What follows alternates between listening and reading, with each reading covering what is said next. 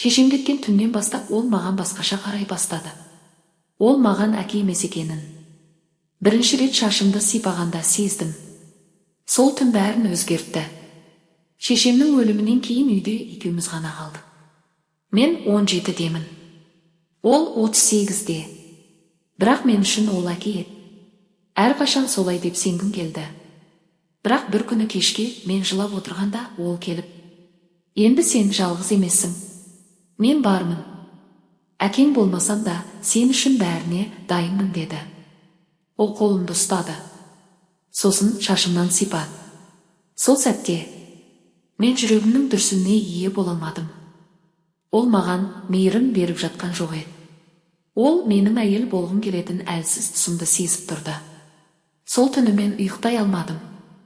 Ал келесі түн ол менің бөлмеме кірді. Ол мені жаным деді, әкем емес, еркек болып қарады. Кейде мейірім мен құштарлықтың арасы бір ғана сипауға қарап тұрады. Бір ғана жаным деген сөз бүкіл ішкі әлемімді ойрандап өтті. Сол түні мен ұзақ ұйықтай алмадым. Жатсам да жаным тыныш емес. Шешемнің дауысын естіп жатқандай. Алдастан кіреберістегі шамды өшірмей қойған. Қорықпасын дегені шығар. Бірақ мен шамнан емес. Өзімнен қорқып жаттым. Өз ішімдегі ойдан. Ол кіріп келсе не істерімді білмей жаттым. Кенет есік ақырын ашылды.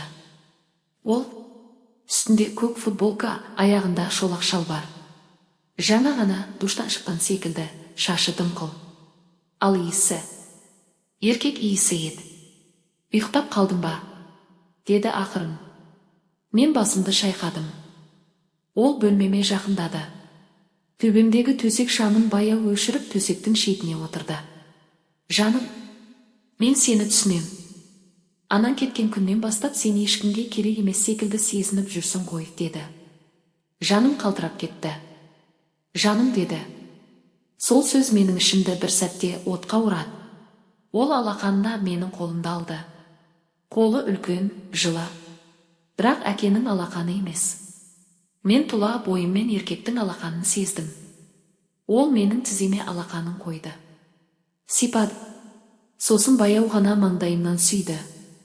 «Сен қазір тым нәзік, тым жалғызсың. Бірақ мен бармын. Саған ешкім тиіспейді. Мен қорғаймын» деді. Ол «қорғаймын» деді. Бірақ мен қорғансыз күйімде оның құшағына кіріп кеттім. Ол орнынан тұрып баяу менің жаныма келіп отырды. Қолын иығыма қойды. Иығым қалтырап тұрды. Көйлегімнің жеңі сыпырылып, иығым ашылып қалды. Сол сәтте оның ерні иығымнан баяу сырғып өтті. Мен көзімді жұмдым. «Қорықпа, мен саған ешқашан жамандық жасамаймын. Тек сенің жаныңды емдегім келеді» деді. Сол түні ол менің маңдайымнан сүйіп шықты. Тек маңдайдан. Бірақ сол бір сүйіс менің арымды бір емес, 1000 бөлшекке бөліп жіберді. Сол сәттен бастап ол маған өгей әке емес еді. Ол мені әйел боп көрген алғашқы еркек болды. Мені қызым демей құшағына алған түн. Кейде үнсіздік зорлықтың бетпердесі болады. Ал кейде жаным деген сөз ең ауыр қорлықтың басталуы. Ол маған көптен бері басқаша қарай бастады. Қызым деген сөз баяғыда жоғалған. Енді мені жаным дейді. Басымнан сипағанда әке мейірімін емес, еркектік иірімдерді сезем. Кешкісін теледидар алдында отыр едім. Ол келіп иығыма плед жапты. Бірақ қолы иықтан сырғып беліме түсті. Көзіме қарап ұзақ тұрды. «Бүгін менің жаным жалғыз емес қой. Жаным менімен қой» деді. Жүрегім дүрсілдеп кетті. Басымды изей алмадым. Қарсылық білдіре алмадым. Ол жақындады. Төмен қарап тұрған маңдайыма ернін тигізді. «Сен ерекше қызсың. Бірақ сенің нәзіктігің мені өзіне тартып барады» деді. Сол сәт менің ішкі шекарамды бұзған сәт еді. Менің тәнім ғана емес, жаным да сол түні бөтен біреудің меншігіне айналды. Ол мені баяу құшақтады. Бір иығым ашық қалып қойды. Көйлегімнің жағасын түзеп жатқан саусақтары менің тынысымды қиып жіберді. «Қорықпа, Саған ешкім тиіспейді. Сен енді меніксің деді. Әке деген сөзден алыстаған әрбір қимылы менің ар-ұжданымды үнсіз өлтіріп жатты. Ол құшағына алды. Сол құшақ маған керексіз еді, бірақ мен қарсы тұра алмадым. Ол мені сүйді. Ал мен көзімді жұмдым. Қайта ашсам, кешет. Сол түннен кейін менің ұйқым тыныш емес. Санам сабырсыз. Ол маған енді жаным деп те айтпайды. Тек бұл біздің құпиямыз дейді. Ал мен ішімнен, менің балалық шағымды, кінәсіздігімді, сенімімді ұрлаған адамды қалай сәкем деп атаймын деп жылаймын. Ішіме бір тіршілік еніп жатқанын алғаш рет сездім. Тәнім күнде өліп, жаным күнде жылап жүрген шақта. Бір күні өзімнен басқа бір жанның менің ішімде тірі екенін сездім. Сол түннен кейін бәрі өзгерді. Ол бұрынғыдай мейірімді де емес, суық та емес. Тек түнде мені көрмей тұра алмайтын, күндіз маған тіке қарай алмайтын күйге түсті. Мен де үнсізбін.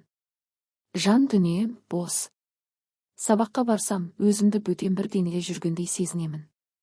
Кеудем ауырлап, жүрегім айни бастады. Әуелде салқын тиіп қалдым ба деп ойладым. Бірақ күндер өте тәнім емес. Ішімде бір тіршілік басқа ырғақпен соға бастағанын түсіндім. Айна алдына барып өзіме қарадым. Жоқ, мүмкін емес. Бұл жай ғана стресс. Жай ғана шаршаған шығармын дедім. Бірақ жанымда тұрған кіші сіңлім: апа, сенің жүзің өзгеріп кетіпті. Көзің біртүрлі. Ішіңде сәл томпайып тұрғандай ғой деді. Сол сәтте денем шымыр етіп, ішімді қолыммен ұстай қалдым. Жоқ, бұл жай ғана асқазан емес.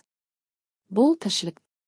Оның махаббатынан қалған, күнәдан жаралған бір тірі жаратылыс.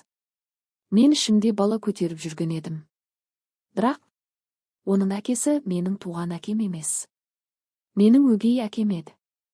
Мен анам айта алмадым. Өйткені анам жоқ еді. Ал менің ішімде ананың орнына ұят өніп келе жатқандай. Көп күн өтті. Мен өз-өзіме келгім келді. Мектепке барып бір сәтке бәрін ұмытам деп үміттендім.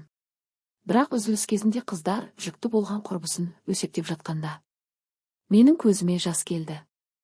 Олар: ол қыз өзі кінәлі. Жатақханадан шықпайтын, жігіт қуып жүретін еді ғой деді. Сол сәтте мен өзімнен жиіркеніп кеттім. Мен де сондай болдым ба? Жоқ, мен ешкімді қумайтынмын. Бірақ менде бір күні өзімді өзіме жат сезіне бастадым. Үй келген соң апама барып: апа, бала анасының ішіне қалай енеді деп сұрадым. Апам маған таңдана қарап: қызық сұрақ қойдың ғой. Неге сұрап тұрсың? деді. Мен үндемедім.